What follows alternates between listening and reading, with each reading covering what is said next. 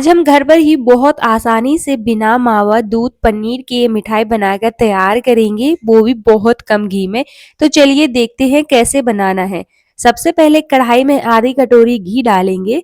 तो यहाँ पर मैंने आधी कटोरी ली है, आप कम भी कर सकते हैं या फिर ज़्यादा भी ले सकते हैं। क्वांटिटी घी की आप अपने अकॉर्डिंग कम ज़्यादा कर सकते हैं और अगर आपके पास घी की सुविधा नहीं है तो यहाँ पर आप रिफाइंड ऑयल का भी यूज़ कर सकते हैं।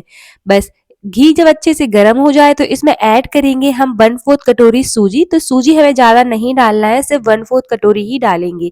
कोई भी कप या कटोरी से ऐड कर लीजिए, उसी से सारी चीज़ें हम ऐड करेंगे। सूजी डालने से आपकी मिठाई में दानेदार टेक्सचर आएगा और बहुत ही ज़्यादा टेस्टी बनकर तैयार होगी। तो देखिए जब इस तरह से 2 से 3 मिनट बढ़िया से हम सूजी को पका लेंगे, उसके बाद इसमें ऐड करेंगे हम बेसन। तो यहाँ पर मैंने 1/4 कटोरी सूजी ली थी, उसके साथ मैंने यहाँ पर 1 कटोरी बेसन लिया है। अगर आप ज़्यादा क्वांटिटी में बनाना चाहते हैं तो यहाँ पर बेसन की क्वांटिटी को आप बढ़ा सकते हैं, अपने अकॉर्डिंग कम भी कर सकते हैं क्वांटिटी और ज़्यादा भी कर सकते हैं। बस सूजी को अच्छे से रोस्ट करने के बाद इसमें हम बेसन को डाल देंगे और बेसन को भी हम बढ़िया से लो फ्लेम पर रोस्ट करेंगे। इस तरह से हमें सारी चीज़ों को बढ़िया से मिक्स कर लेना है, लो फ्लेम पर बेसन और सूजी को रोस्ट करना है। कम से कम 7 से 8 मिनट के लिए हम इसको रोस्ट करेंगे ताकि इसका कच्चापन निकल जाए और टेस्ट भी बढ़िया आए मिठाई का। हर एक स्टेप को अगर आप फॉलो करते हैं तो आप एक बार में ही अपनी मिठाई को परफेक्ट बनाकर तैयार कर सकते हैं। बहुत आसान सी रेसिपी है, बिना ज़्यादा मेहनत के आप घर पर ही बहुत आसानी से ये मार्केट जैसी मिठाई बनाकर तैयार कर सकते हैं। तो एक बार ज़रूर ट्राई करिएगा और मुझे कमेंट सेक्शन में ज़रूर बताइएगा कि आपको ये मिठाई की रेसिपी कैसी लगी। उससे पहले अगर आप मेरे चैनल पर नए हैं तो चैनल को सब्सक्राइब और वीडियो को लाइक करना ना भूलें और ज़्यादा से ज़्यादा शेयर करें। और कमेंट सेक्शन में ये भी बताइएगा कि आप ये वीडियो कहाँ से देख रहे हैं ताकि मैं आपका थैंक्स कर सकूं। यहाँ पर आप देख सकते हैं कि सूजी और बेसन जो है बढ़िया से रोस्ट हो चुके हैं। लो फ्लेम पर ही करिएगा उसको रोस्ट, अगर आप हाई फ्लेम पर करते हैं तो बेसन जलना स्टार्ट हो जाएगा। इसलिए हमें उसको लो फ्लेम पर ही करना है ताकि बेसन अच्छे से रोस्ट हो और मिठाई का टेस्ट भी बढ़िया आए और बिल्कुल जले ना। तो यहाँ पर आप देख सकते हैं कि दानेदार टेक्सचर भी आया है। सूजी डालने से आपकी मिठाई में दानेदार टेक्सचर आएगा, तो कोशिश करिए कि थोड़ी बहुत सूजी जरूर डालें। तो देखिए बढ़िया से इस तरह से हमें इसको रोस्ट कर लेना है। तो चलिए अब इसको हम साइड में रख देते हैं गैस बंद करके, तब तक हम आगे की तैयारी कर लेते हैं। ये ठंडा होने के लिए छोड़ देते हैं मिक्सचर को। यहाँ पर मैंने एक थाली ली है और उसको बढ़िया से घी से ग्रीस किया है। आप थाली, ट्रे, केक टिन जिसमें भी आप मिठाई को सेट करना चाहते हैं उसको बढ़िया से ग्रीस कर लीजिए घी या फिर ऑयल से, ताकि जब हम इसको सेट करें तो निकालने में ईजी हो। तो बस इस तरह से मैंने उसको घी से ग्रीस कर लिया। आप ऑयल से भी कर सकते हैं। मैंने यहाँ पर नॉर्मल थाली ली है। थाली हर किसी के घर में अवेलेबल रहते ही इजीली। आप चाहे तो इसको ट्रे में भी सेट कर सकते हैं, जिसमें आप चाहे उसको कर सकते हैं। बस इस तरह से ग्रीस करके उसको साइड में रखेंगे। अब लेंगे कोई भी पैन, तो उसमें डालेंगे हम चीनी। तो यहाँ पर मैंने 1 कटोरी बेसन लिया था और 1/4 कटोरी सूजी ली थी, उसके साथ मैंने 3/4 कटोरी जो है चीनी ली है। ज्यादा चीनी नहीं डालेंगे, कम चीनी में ही इसको बनाकर तैयार करेंगे। अगर आपको ये भी ज्यादा लग रही है तो इसमें आप आधी कटोरी का यूज कर सकते हैं। बस आधी कटोरी से कम मत डालिएगा।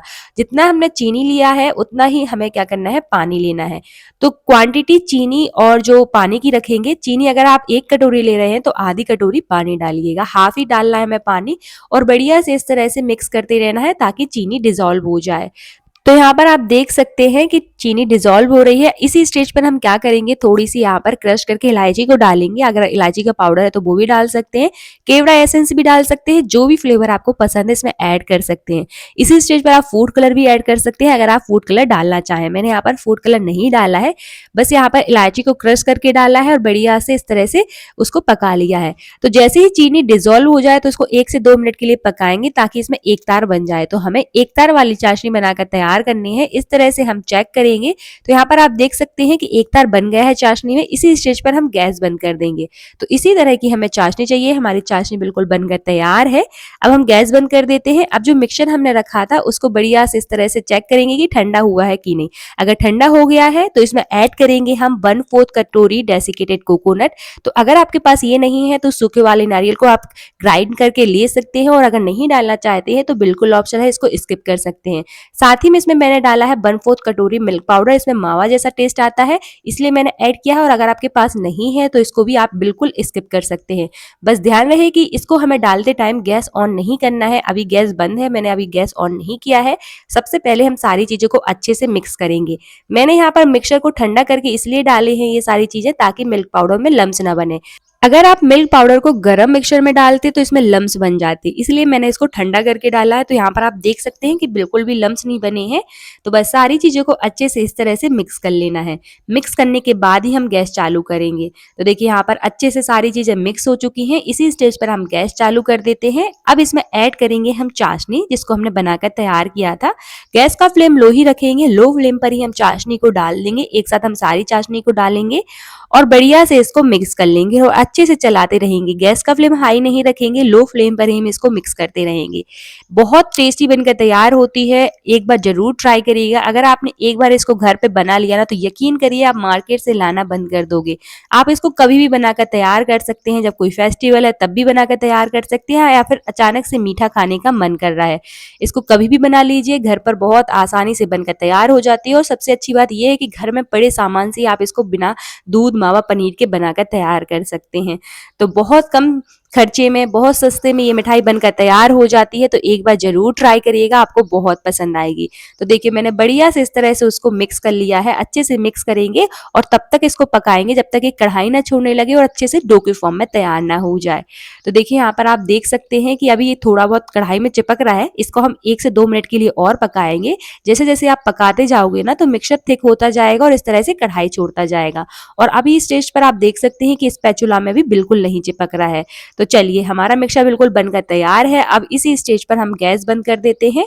अब गरम में ही इसको हम तुरंत ट्रांसफर कर देंगे ग्रीस की हुई थाली में, इसलिए मैंने इसको पहले से ग्रीस करके रख लिया था, क्योंकि ये सारी काम हमें गरम में ही करने हैं। तो गरम में ही जैसे ही गरम रहेगा ना उसको हम तुरंत ट्रांसफर कर देंगे और अच्छे से इस तरह से थाली में स्प्रेड कर देंगे। जल्दी जल्दी काम करेंगे ताकि अच्छे से सेट हो जाए। अगर ये ठंडा हो जाएगा तो हमारी बर्फी जो है अच्छे से सेट नहीं होगी। बस इस तरह से सेट कर देंगे। अब ऊपर से आप ड्राई फ्रूट से उसको गार्निश कर सकते हैं, जो भी आपको ड्राई फ्रूट्स पसंद है उससे आप गार्निश कर सकते हैं। मैंने यहाँ पर कुछ पिस्ता और बादाम लिया है, उनको कट करके रखा था, उससे ही इसको गार्निश किया है। तो इस तरह से हम बढ़िया से गरम में ही उसको गार्निश कर देंगे और ऊपर से टैप कर देंगे स्पैचुला की मदद से, ताकि ये सेट हो जाए। अगर आप चाहें तो इसको बिना ड्राई फ्रूट से गार्निश करे भी इसी तरह से रख सकते हैं, या फिर जो डेसिकेटेड कोकोनट आता है उससे भी इसको गार्निश कर सकते हैं। बस आप इसको गरम में ही इस तरह से गार्निश कर दीजिए और टैप कर दीजिए स्पैचुला की मदद से, ताकि ये सेट हो जाएगा। ठंडा हो जाएगा मिक्सचर तो ये सेट नहीं होंगे। तो ये सारे काम आपको गरम में ही करने हैं। तो बस इसको ठंडा होने के लिए छोड़ देंगे। जैसे ही ये ठंडा हो जाए तो इसको नाइफ की मदद से इस तरह से बर्फी के शेप में कट कर लेंगे। साइज बर्फी के आप अपने अकॉर्डिंग छोटे बड़े रख सकते हैं। तो यहाँ पर आप देख सकते हैं कि कितनी इजीली एक कट हो रही है, बहुत आसानी से एक कट हो जाती है, बिल्कुल हार्ड नहीं बनती है और बहुत ही ज्यादा सॉफ्ट और मुंह में घुल जाने वाली ये मिठाई आप आसानी से घर पर बनाकर तैयार कर सकते हैं। तो एक बार जरूर ट्राई करिएगा, आपको बहुत पसंद आएगी। तो चलिए मिलते हैं आपसे नेक्स्ट वीडियो में। Thank you for watching.